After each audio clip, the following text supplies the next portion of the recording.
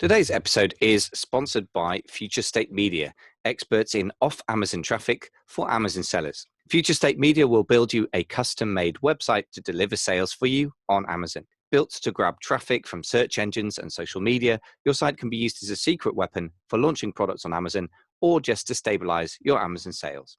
It means you can also build an email list on autopilot. Go to futurestatemedia.com for your free guide to Google SEO for Amazon sellers today. Ladies and gentlemen, boys and girls, welcome to the 10K Collective podcast, the place for strategic Amazon seller thinking and e-commerce thinking. Today, we're talking to Ritu Java from PPC Ninja over in Vancouver in Canada, a beautiful place, I understand. And we're going to talk about sponsored brand ads. In fact, Ritu has a whole presentation, which is really nice. So I get to watch as well for once. So welcome to the show, first of all. Well, thank you so much. I really am excited to be here and talk with you and your audience about all kinds of strategies around Amazon advertising. Excellent. Well, let's get into your presentation because I know you got one ready to roll. I've told people a little bit about who you are. I guess I should just tell you a bit more about yourself afterwards, but I guess you're going to tell us what you do anyway. So go ahead. Yeah, absolutely. I'm so sorry about that. Yeah, absolutely. So yeah, I'm going to be talking about sponsored brand ads and, just the idea of designing effective ads that can meet various types of business goals. A lot of people, believe that sponsored brand ads are maybe out of reach a little bit because they're too expensive or they don't meet the ACoS targets of a lot of sellers. And so there is a little bit of, aversion to, involving too much, designing, effort into designing sponsored brand ads because it is time consuming and the returns may be not as great as sponsored product ads because those are ready to roll the moment you just set up like an auto campaign or a manual campaign.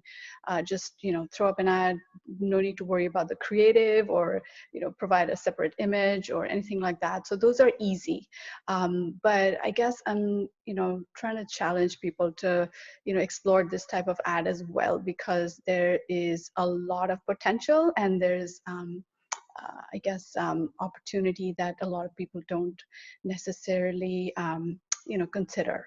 So and that's the reason for this presentation today. I guess before I get into the details, I should introduce myself. So my name is Ritu Java, and I am the CEO of PPC Ninja. We help sellers, vendors, agencies, and brand owners advertise better on Amazon. And what I mean by that is we try to use a lot of creative strategies to stretch the platform that's available to us by using those different types of ad mechanisms on Amazon in creative ways. And so that's where, sponsored brand ads come in because there's a lot of creativity involved and it allows you to capture more of the market. So getting into the meat of my presentation, I'm just going to go over some of the whys and then followed by the whats and then the hows of sponsored brand ads.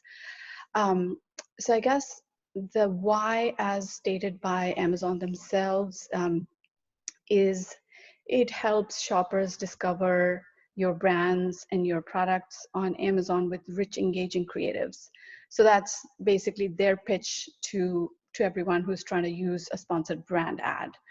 Now, like I said, we try to be creative with everything that Amazon offers us, and we try to use it in ways that they probably didn't even intend those ads to be used as.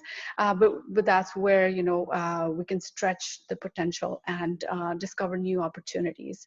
So I'm going to explain a little bit about what I mean there. So for most brand registered sellers who have access to sponsored brand ads, they and let's say they also have access to an account manager or an ad representative, they will be kind of pushed in the direction of creating like this brand presence on Amazon, right? Um, Amazon wants that. Amazon wants brands to think that they can build their, their small brand on Amazon. That's why they provided store pages and like beautiful layouts in those store pages with sub pages, and just making the whole experience really attractive, which is really cool.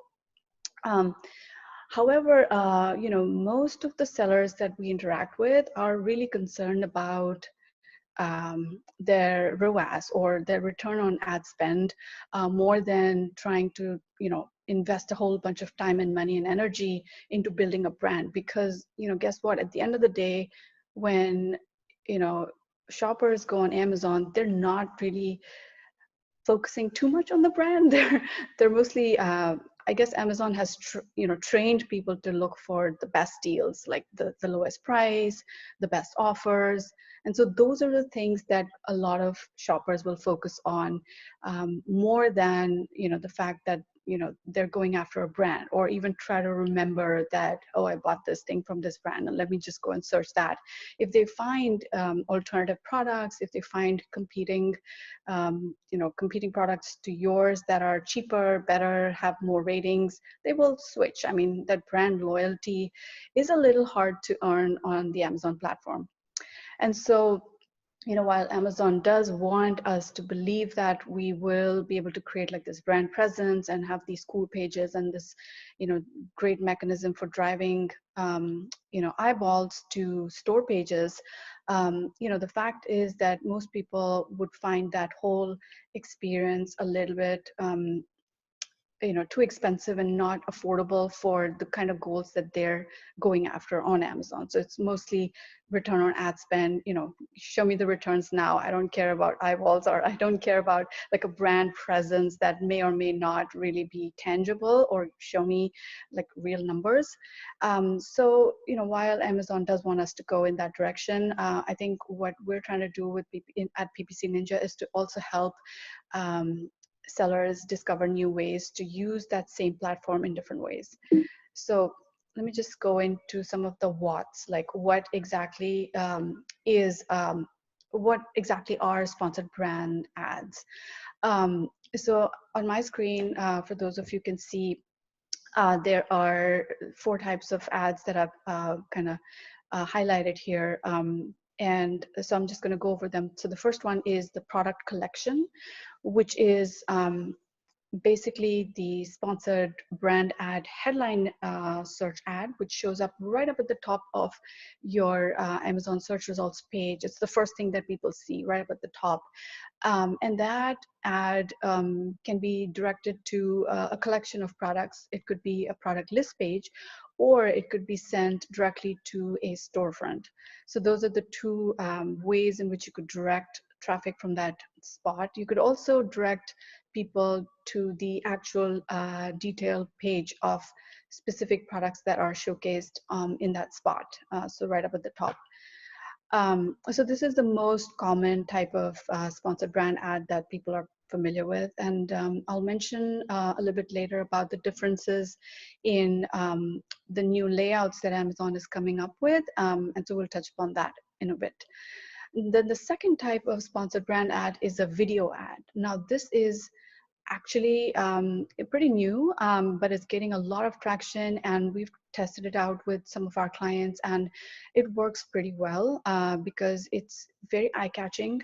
You can, quickly draw people to a moving imagery, versus something that is static and doesn't have any animated feel about it. So the video ads are really great, and we've even seen Amazon testing those ads in different placements. So recently, I think it was last weekend, with in the midst of this coronavirus thing, I think people are finding themselves being online more often, and so I think Amazon is testing certain placements where the video ad is like right up at the top of the page, just below the banner ad. And so that kind of gives it an even more like it's an even better experience to capture people's attention at that spot. um, but of course because it's a testing phase, they're moving it about. Sometimes it's not even present on a page that you might be searching anything on. So but I guess video is always has proven to be a really effective medium in getting people to uh, to explore that brand and that product that is being featured more. So definitely encourage people to try out the video ad. It seems daunting to have to get a videographer and set up this video ad, but I just want to encourage you guys to think outside the box, because you can actually create a video quite simply with just having like zoom and pan effects with just still images. So all that Amazon really requires from that video ad is that it is in a certain format, so you can easily kind of convert like a quick presentation into a video, and just add some background music, because they do need some audio there, and that's it. I mean, that just makes it really easy to set up an ad. You just need to create a video ad for up to 45 seconds as per the current rules. So yeah, that should be quick, and it's like an autoplay ad. So it just goes, it's audio off by default, but it just auto plays in a loop. So all the images will come around. So it doesn't matter where you start. So just try out a few. Just try to throw one up if you can, if you have access to it, and test it out with some keywords that you convert well on. Then the third type of sponsored brand ad is a store spotlight. This type of ad is only available on the Amazon advertising console, so not everyone has access to it, but for those of you who do, it's a good way to send people to different sections of your storefront, which means, let's say you're dealing with 3 different types of products and they all have their own sub pages. What this ad does is that instead of leading people to individual products, it can be directed to different sub pages on your brand storefront. And then the last one, which is technically incorrect for me to say that it's a sponsored brand ad, but it is a type of ad that used to live under sponsored brands up until recently. And this type of ad is called the sponsored display ad. And specifically within sponsored display, there is a type called the product display ad. Again, this is available only to people who have access to advertising console, previously AMS. And the good thing about this type of ad is that you can change the creative, and you can the ad pulls up the default main image from your listing, but you can have a play with the words, so that's pretty cool. And then you can use it to target your competitors, so you can actually place this ad on your competitors' detail pages. So that's also pretty cool. So there's a little bit of targeting that you can do there. So yeah, so those are some of the different flavors of sponsored brand ads that we test a lot. And there are some new layouts that Amazon is coming out with. These layouts are more, I guess, they favor the brand feel, which means that you need a lifestyle image to activate these types of ads. And they clearly want people to to be led to the stores, because they're really pushing stores at this time. For those of you who can see my screen, it looks gorgeous. Like there's this image on the left, which is like a lifestyle image showcasing a citrus press of some sort, and it's got like a nice catchy message there. It says easy and fun, our best citrus presses for you, and then a link to shop that store. Yeah, and so this, direction, although not everyone has access to this type of layout yet, but it's coming, and more and more we'll see, the transition from like a product-specific sponsored brand ad type to a brand-specific sponsored brand ad. Yeah, so some of the, we just covered some of the what's, and I guess now I'll just get into some tips that I have for you. I don't think we can cover everything, but just a few tips from the hows, in terms of like when we run these ads, what are some of the observations we've had, and you know, tips that can help you either leverage or um, save, you know, your ad spend from going down the drain. So the first tip I have for you is that, you know, broad match on sponsored brand ads is not really what you think it is, because, you know, we've been accustomed to broad phrase and exact match types on sponsored product ads, right? We all know what those are. We know that that broad match keywords will fetch you, you know, matches that are pretty close to what you've put out there, and they are like slight variations, you know, or might include that word. However, on the sponsored brand ads, your broad match type is operating in a very different way. It can actually fetch matches that are not even close. They might be very generic and broad. So for example, you know, if you're selling a garlic press, like a lot of people do, um, the the term apple slicer, or the term citrus juicer, or citrus mixer, or words of that type will also be matched to that broad match. And I really encourage you to download your search term report, which is something new that Amazon has started providing us. I think in the past 6 months, it's pretty recent. But do look at your search term reports, because that's going to be eye-opening. Because when we started looking at our search term reports, it was like, whoa. I mean, it was even matching like 4 or 5 letter words with a 1-letter broad match, and it was completely different. There was no mention, or that seed keyword as our broad match wasn't even present in the searches that were being brought in. So so not to say that you shouldn't be using broad match, because sometimes it's good to have that broader exposure. And you know, some people suggest that, you know, just don't use broad match, or use the advanced version of that, which is the broad match modifier, where you can fix the presence of a keyword as a requirement in order for the match to happen. So let's say if you want to make sure that your matches include the word garlic, then you put a plus in front of the word garlic, and it'll make sure that only matches that contain that word are matched. So yeah, so again, this is broad match is not what you think. Just use it creatively. I wouldn't say shut down all your broad match ads or your broad match keywords, but just review your search term report and try to see what the trends are, and whether, you know, it's worth absorbing the cost of bad clicks, or clicks that don't result in any sales.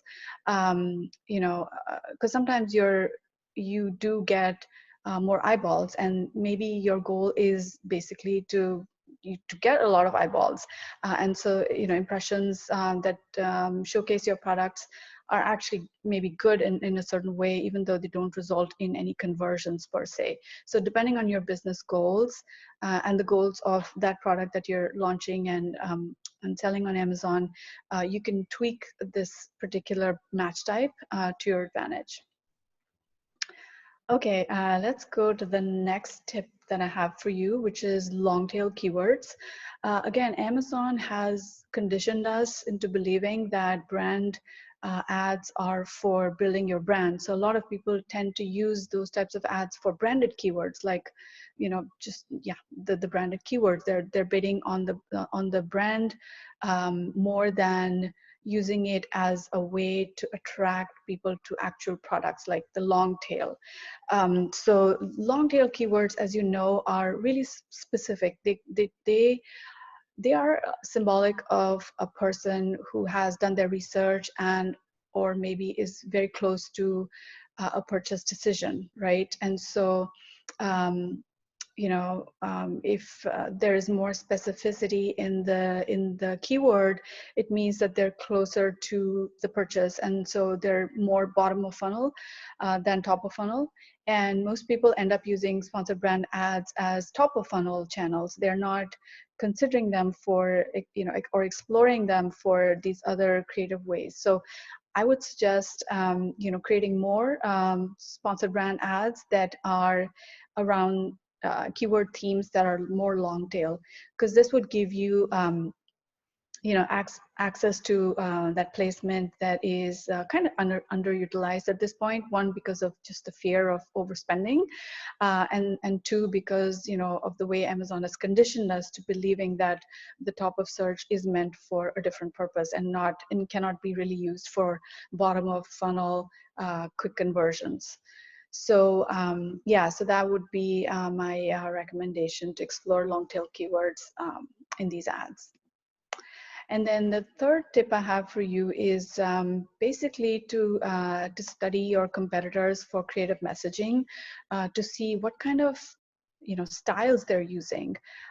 So recently we did a survey of about 12 different categories across 42 different products, and we tried to figure out, okay, so what are these people, what creative ways are these people using that message, the headline message, and we came up with about 8 to 10 different styles, and I'm just listing 4 of them here for you. But if you want the full list, and if you want the swipe file that we created, there's a link on the screen, and perhaps we can have that in the show notes, and I'll make sure that Michael has access to that. So the 4 types of creative messaging that we've come across are, the first one is benefit. Okay, so how is this product going to benefit shoppers? And when I say products, I'm wearing the hat of, okay, I want this type of ad to be more bottom of funnel. So I'm trying to highlight the feature, or not the features, but the benefits of what they would experience once they have used that particular product. So that's one. The second one is the features of that product. So it's actually calling out features that people care about, like what it can do or what it is. So that's really bottom of funnel, I would say, because it's specific to the nitty-gritties of that product per se. The third type of creative messaging is to do with credibility. We've seen people calling out a quality, like high quality or speed, for example, or even as seen on Shark Tank, maybe, or as seen on Ellen or something. So we've seen certain examples of people using that spot really creatively to build credibility, and that leads to perhaps better conversions, right? So definitely consider those types of messaging ideas. And then the fourth type that I'm sharing today is urgency. It's an urgency that kind of encourages maybe buying more than one. So when there's, it's that thing of better do it now than later. So I don't know if the example of toilet paper would be a bad one, but I'll use it anyway. It just it seems like using words that call people to action, like now, even using the word now or get it now before, or things like that, it kind of helps in better conversions. So yeah, so as I mentioned, there's like this whole list of creative messaging that we have in the swipe file. So definitely check that out. So having said that, I just want to go over a few examples of how sponsored brand ads might look, and what different aspects of design we can bring in, so that we have a high converting product ad. So the first example I have here for you is from the garlic press, and so this particular image that's shown in the leftmost section of the sponsored brand ad is of a stainless steel garlic press. And we did a bit of research to try and come up with the avatars. So we have this process where we come up with all the different types of people that might be interested in our product. And the way we brainstorm is that we just, be very creative. And so, for example, in this the avatar section for the garlic press, one of the avatars is professional chef or a restaurant owner. Now, these guys are probably interested in something that's long lasting, people who want something that is sturdy or, heavy duty. So those are the kind of words we pull in from the avatar into the creative itself. So the message here, for those who can see, is heavy duty stainless steel mincer for your garlic. So this actually speaks to that avatar. And if, let's say, a professional chef or a restaurant owner is shopping around, it will appeal to them, and it'll make a case for this garlic press being the best one out there. The next example I have for you is is more of a top of funnel ad, where we're targeting homemakers and people who are not completely aware of what a garlic press can actually do for you. So it's calling out one of the benefits, which is that there's no more smelly hands, right? So the message we've used here is no more smelly hands, garlic mincing made easy. So that kind of message appeals to someone who is that avatar, which is the homemaker avatar, and it's solving a problem, which is that hands get smelly. If you're using your bare hands or just a chopping board and knife, this is a tool that can help you. And for people who haven't yet discovered the benefits of a garlic press, can see it, and it becomes like a no-brainer. So it is top of funnel in a sense, and it appeals to people who are like window shopping maybe, and not really looking for a specific, they're not even typing the word garlic press, they're just maybe in the kitchen category, or just typing, or just maybe looking for kitchen tools in general. If they're seeing this ad, they might be converted just by looking at the benefits. So that's another creative way of using this type of ad. And then the third type, which is the product display ad, not strictly a sponsored brand ad, but it used to be a while ago. So this type of ad allows you to alter the messaging. So you have a custom message there. And the message I have here again for this garlic press is, smelly garlic hands are no fun, period, problem solved, period. So this is a product display ad that we would place on a competitor's page. So you can actually target your competitors if you provide the ASIN. And so anyone in the kitchen or home category can see this type of ad in the right rail, maybe under the buy box area. So this is also pretty effective, because you don't have to do anything other than just the messaging. Everything else is pulled from the listing automatically by Amazon. So pretty powerful way of using ads in slightly different ways. So I guess I just want to wrap up by saying that actually going back to the original, the first slide that I had, which is the purpose of these types of ads, according to Amazon, is help shoppers discover your brand and products on Amazon with rich, engaging creatives. So I think using rich and engaging creatives, in my mind, is also being very creative with the way you use this type of ad, using it beyond its original intended purpose, and trying to find ways in which you can go bottom of funnel. And when the moment you do that, you are able to get a better return on ad spend. It's not money wasted in just eyeballs or just general shopping around, because one of the things that we've realized and learned over the past couple of years is that when you drop people into a storefront or a brand page, there is a danger of losing a sale, because there's so many options there. There's a lot of distraction. There are these beautiful images, and it's easy to get sidetracked. So it's almost the danger of converting a engaged shopper into a window shopper, and you probably don't want that. So depending on what you're trying to achieve with a certain product, I wouldn't say do only do this or that. Use a blend of both and try to measure which type of landing page gives you better results. Is it a product list page, or is it the actual storefront? Which of those convert better for you and give you better results over time? Yeah, so that's it from my side on the presentation. So I will give this back to Michael. Great. Well, thanks, Ritu. If you just stop sharing your screen there for a sec. So yeah, lots to take in. I mean, I've been making a few notes for myself, and also just trying to think of the sort of questions to ask. But I mean, really, there's lots to take in. So rather than add any questions now, and say a big thank you for that very interesting presentation. I mean, it's certainly opened my eyes to a lot of possibilities that I was dimly aware of, that I've seen people using a little bit around the edges. But I think what we're going to do is we'll leave that presentation there as it is.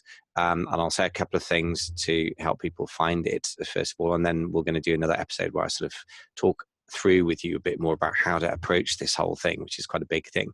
First thing is, if you've got to download all about headline ads, then for the full list, people can go to amazingfba.com/headline ads.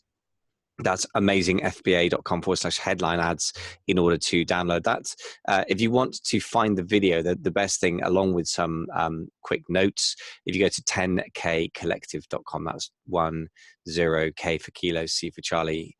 So 10kcollective.com, you'll find all the show notes here, and I'll link up the video as well, because there's a lot to absorb. And of course, it's a visual medium, right? So video is very, very helpful for this.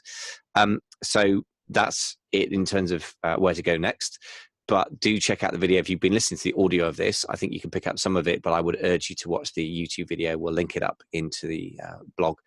And Ritu will get you talking in the next episode and grill you a bit about how to implement this stuff. But for the moment, many, many thanks for your presentation. Thank you so much. It's a pleasure.